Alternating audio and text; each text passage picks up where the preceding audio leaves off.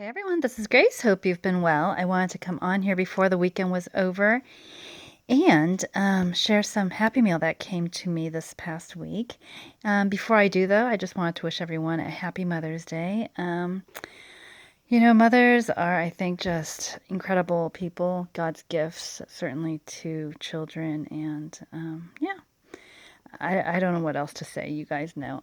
Those of you who recently saw my video saw the card that I made, and I ended up stamping out.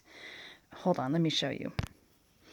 I had gotten the Strong and Beautiful Cling Stamp set during my recent Stampin' Up!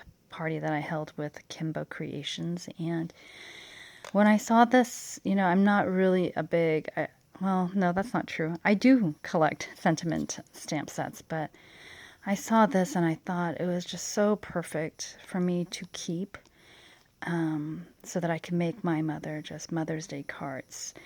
And the one that I chose this year was I heat embossed. You'll be very pleased to know that I heat embossed Happy Mother's Day.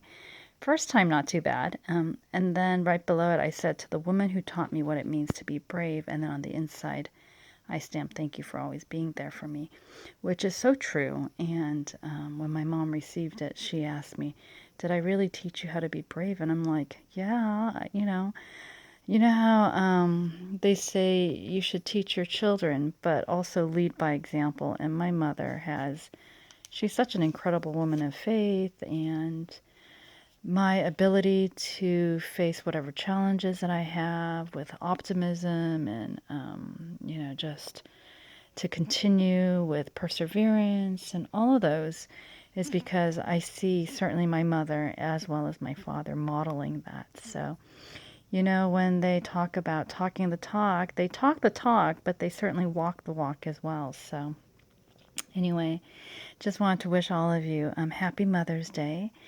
And then I wanted to share with you some Happy Meal from Cathie as well as from Tina. So, Cathie sent me this note, and your letter and the love offering that you sent totally floored me, Cathie.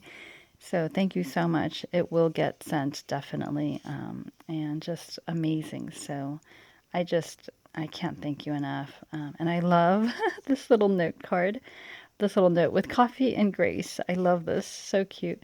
Those who hope in the Lord will renew their strength. So this I will be keeping certainly. Somewhere where I could be reminded. I have bulletin boards, you guys know, so I will keep that. And then I just wanted to share with you this cute little washi tape she used. So cute, the little fox. So I think, Cathie, you have gotten me spoiled in looking forward to like weekly letters from you. So, guys, look at this. And Cathie is incredibly busy. And, all of us are busy, but can you imagine? It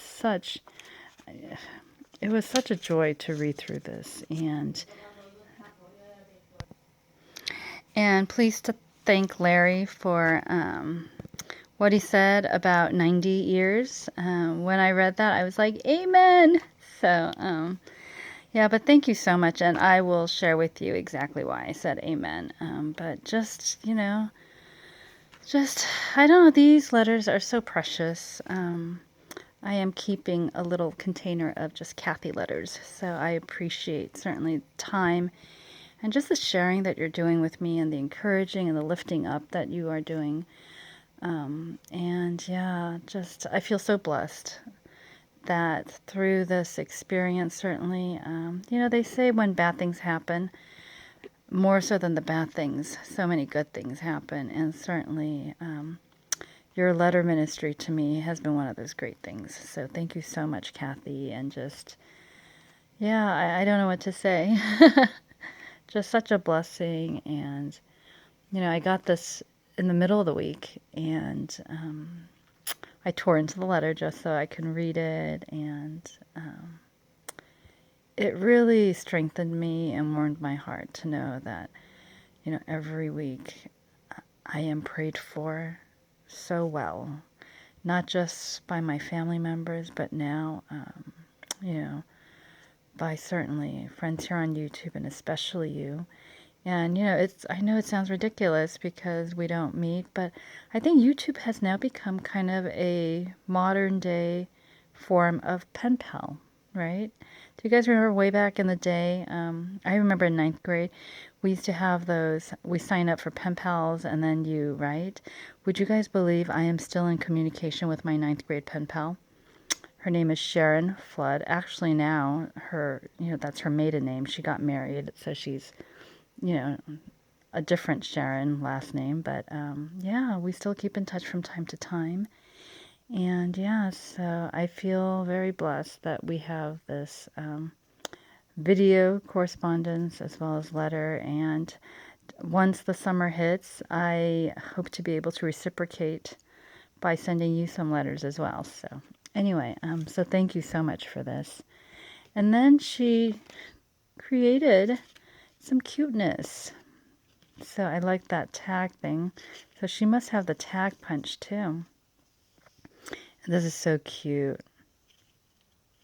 And then you can see the snowflakes here. So thank you so much. And I like how it's bigger. This I can use for some of my bigger bucks. And then she included the illustrated faith paper clips. And so cute. This hope. And this. And actually, I think, yeah, hold on. Yeah, this is it. So, some of you guys know, but Crafty Colleague #1 and I end up doing Monday gift exchanges. Sometimes when we get busy, we do it on Tuesdays or such, but her recent one was this Illustrative Faith paper. And take a look. I love typewriters, but look. They're all like inspirational. With God, all things are possible. Pray. What does it say? Oh, pray about and then colon. And then this one is smiley face and it says be happy. So, and then give me Jesus. I love that. And then he lives in me. So, and then look, this one is called Antioch, Corinth, Galatia, Paul, Cyprus. Isn't that great? So I didn't realize that this was the embellishment set for this. So very nice. Thank you so much. You totally don't need to send these. These letters, they're so precious. You don't need to send any other thing, but I certainly do thank you and appreciate. And look, isn't this cute what she did? So, so pretty. Anyway, so thank you so much, Cathie. Just such an amazing blessing. And then this one is from Tina Kappa, and Tina is one of those prayer warriors, and she's been praying for me daily as well. And recently, I won one of her hidden giveaways. And so, how cute is this? And look, so cute. And I love these little heart embellishments. And I love the cards that Tina makes. So, I'm learning a little bit more of how to add to the embellishments. And then, yeah, this is okay to share with you. Isn't that cute? She writes, Grace, congrats. You're a winner on my channel. Hugs, Tina Crafty Beans. So pretty. So that's going to go up on my windowsill. And then the hidden giveaway prizes were these, the Chamel Glitter Girls. Isn't that cute? These little embellishments. So, so cute. These will be really great to use for my little niece's scrapbook. Wouldn't that be cute? And then this, she sent the glitter shaker stickers. These I can use for cards or, again, scrapbooking. And then these are holographic stickers.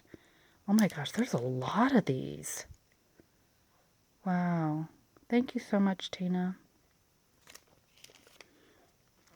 So I am going to have so much fun. Ooh, I like that. Coffee. I know, it's so sad. I love coffee. Like design. Oh, that's really cute. Glasses. But I limit myself to about 2 or 3 cups a month. And how I know I only have 2 or 3 cups a month is I am part of academic senate at my college, and when we have our senate meetings, they offer coffee, and so that's like the only time that I have coffee. So, yeah. Anyway, or when I'm at the dealership getting my car serviced and they have coffee. So, anyway, I wanted to thank both of these ladies certainly for their happy meal and continued prayers. And, update wise, I am doing much, much better.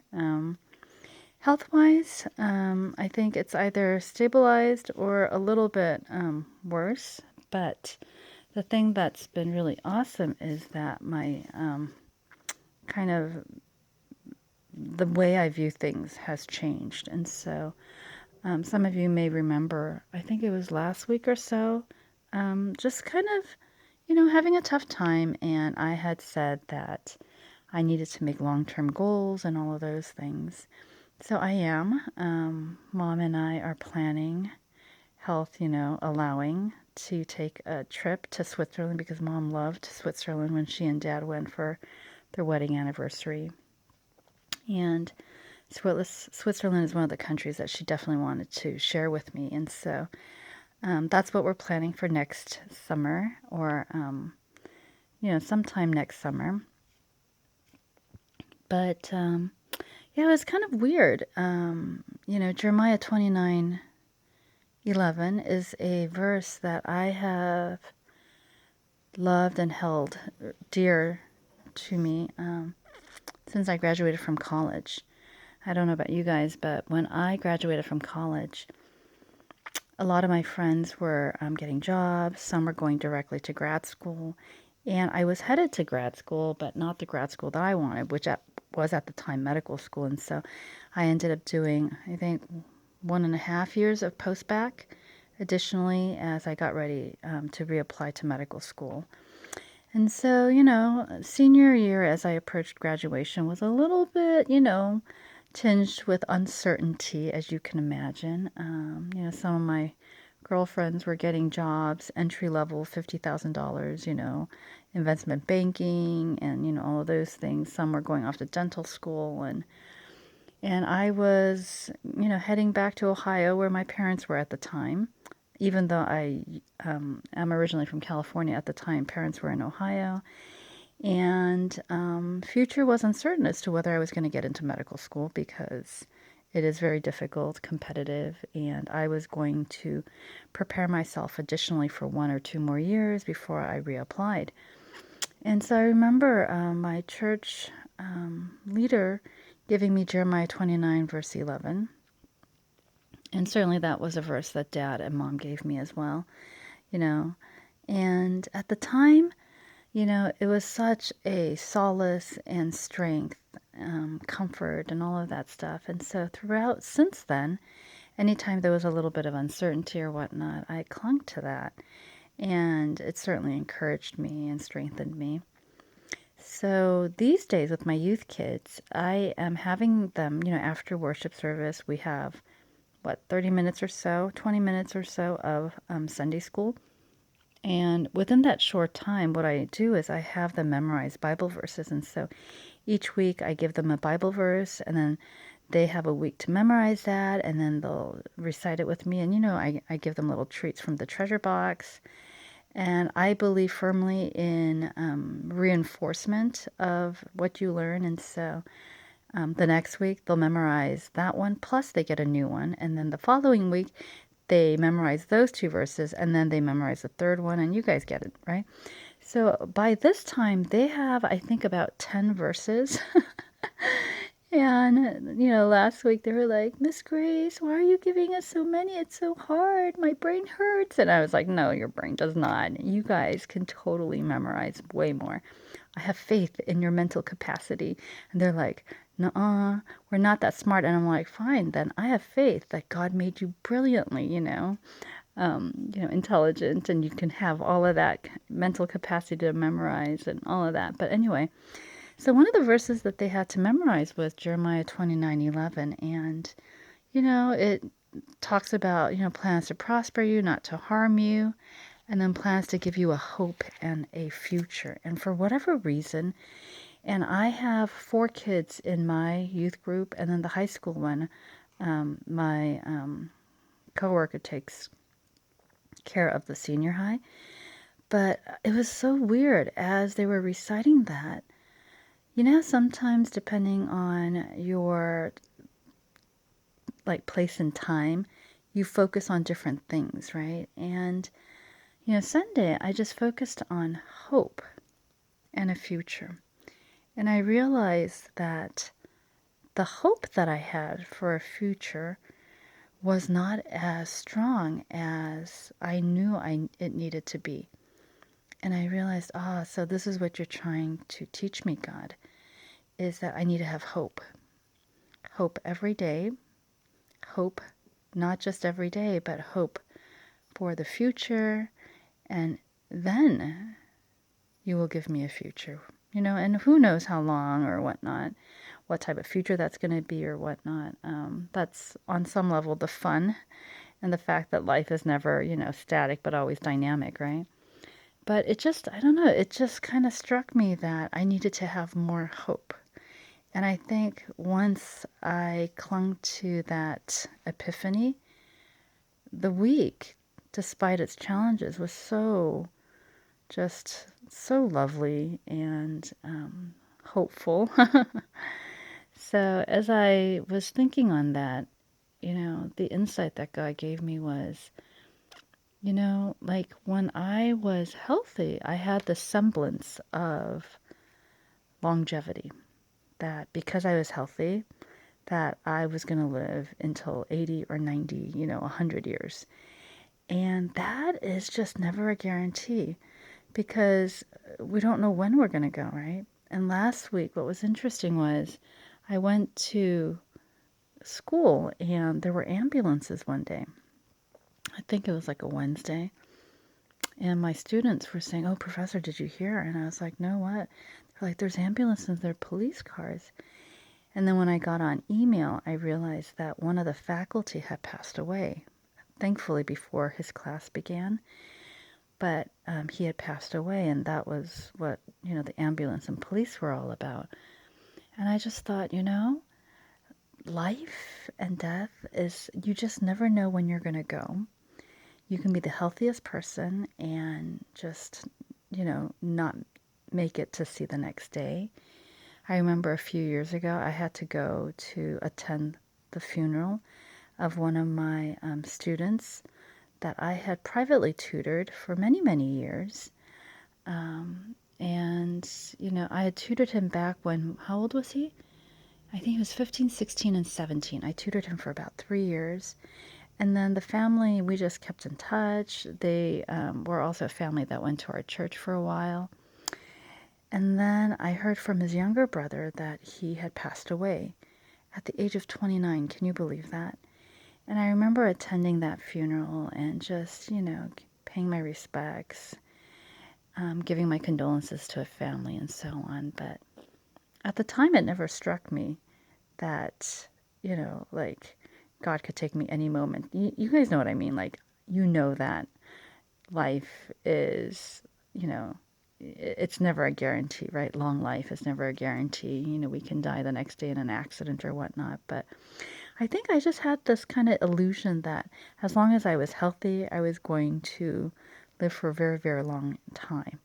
And so when I got sick, I thought, oh no, this is not going to be the case or whatnot. And I think just the, I don't, I can't explain it very well. I hope I'm making sense. But I realized that whether I'm sick or healthy, my life is not, I have no control over how long I'm going to live. No one does. I mean, we can certainly try to in terms of exercising, eating healthy, living, making safe choices or, what have you, but it's just never a guarantee. And I think that finally kind of freed me last week to realize, regardless of how sick I am or all of those things, that how long I have to live is something I cannot control, regardless of whether I'm sick or healthy. And can I just say that was so freeing? I don't know if I'm making sense, but the epiphany that I need to have hope, and that with hope comes a future. And then with the realization that I cannot control anything in my life, as you know, in terms of like length of life and all of those things, it just freed me to just say, you know what, God, you are ultimately in control. Lesson learned yet again. Because I don't know if I've shared with you, but one of the first things, not one of the first, but one of the toughest lessons I had to learn in college was to give up control of my life and surrender that to God. And it's one of those weird things, you know. I'm such a control freak in terms of wanting to know when things are going to be done, making plans and all of those things, preparing myself in advance for those. And even with my eye specialist, I had to ask him, so doctor, how long can I expect, you know, for this recuperation before I, regain my normal eye vision again? And, just I tell myself, you can't control everything, but there's still so much a part of me that is so used to planning things out. And of course, I'm in the right profession for it, right? Teaching, in which every day's lesson, we have a syllabus that kind of plans out the entire semester. Although I do go with the flow, especially when my students, have some really great insights. We run with that, and, I learn a lot from my students and all that. But ultimately, I realize I still like to have control or the semblance of control, right? And so this week certainly was another lesson learned. God was trying to tell me again, your life is not in your hands. Your life is in my hands. So continue to have hope. I will continue to give you a future. And when I decide to call you home is totally up to me and not you. And so, yeah, I realize, and I know a few weeks ago I had shared about how my mom had said, a great philosopher said, even if you die tomorrow, still plant that apple tree today, right? So, I'm sure it's a lesson that I'll learn and I'll relearn and relearn and relearn, but that certainly was something that uplifted my spirits and made me realize I need to have hope more and I need to enjoy life more. And that's one of the reasons why, previously I wouldn't have even thought to take companies' offer of reviewing their products because I would have thought, are they kidding me? I don't have time for that, right? I just barely have time to work and stay healthy and all of those things. And I realized that I needed to approach life and just fully embrace life and, go about the things as much as I can, enjoying all the blessings that God has. And right now, the only things that changed is that my schedule has gotten just busier with, appointments and exams that I have to, go through and stuff, and, taking supplements and medicine and, taking care of, my health and such. But other than that, you know, I thought, you know what, I need to fully, whether I'm given a day, whether I'm given a month, whether I'm given 7 years or 20 years, or as Larry says, up until 90, right? Yay! That's honestly what I pray to. I'm like, God, I'd love to live until 90. And for those of you who are wondering why this arbitrary number of 90, when I was a kid, I fell in love with this doctor and pastor named Albert Schweitzer.